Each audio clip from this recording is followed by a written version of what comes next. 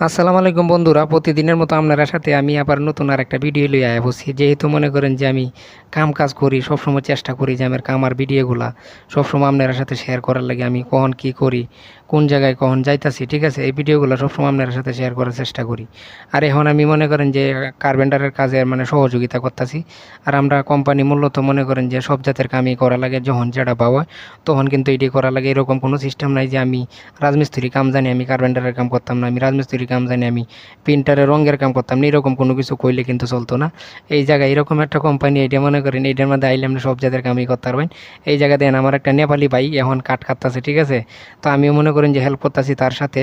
তো আজকে কাম তেমন রাজমিস্ত্রি তেমন কাম নাই, আমার কাম প্রায় ফিনিশিংয়ের দিকে। তো ফিনিশিংয়ের যে দিকে যেহেতু তখন বয়ে থাকলে আর কি, কোম্পানি যেহেতু বেতন দিতেছে, স্যালারি দিতেছে, কোম্পানির যে কোনো কাম কিন্তু আমরা কিন্তু সুন্দরভাবে করি, মানে যে কোনো কামে লাগাইবো। যেহেতু একটা কথাই আছে না যে যার নুন গাই তার গুণ গাই। তো কাম টাম শেষ হয়েছে, এখন মনে করেন টি টাইম দিছে, তো টি টাইমের মধ্যে খাওয়ার লাগে আইছি এই জায়গাত। বিস্কুট আছে, জুস আছে, চা আছে, আপনার আরও এই কফি টফি আছে, মানে সব কিছুই আছে এই জায়গাতে। আমার সাথে হিমাচল ভাইও আইছে, ঠিক আছে। হিমাচল ভাইও কিন্তু অনেক মজার মানুষ, যেহেতু অনেক বয়স হয়ে গেছে লোকটা, কিন্তু সে খুব ভালো মানুষ, তার বাড়ি ইন্ডিয়া। তো এই জায়গায় মনে করেন যে চা নাস্তা করি, এরপরে মনে করেন যে এই বিস্কুট টিস্কুট সব কিছু খাইয়া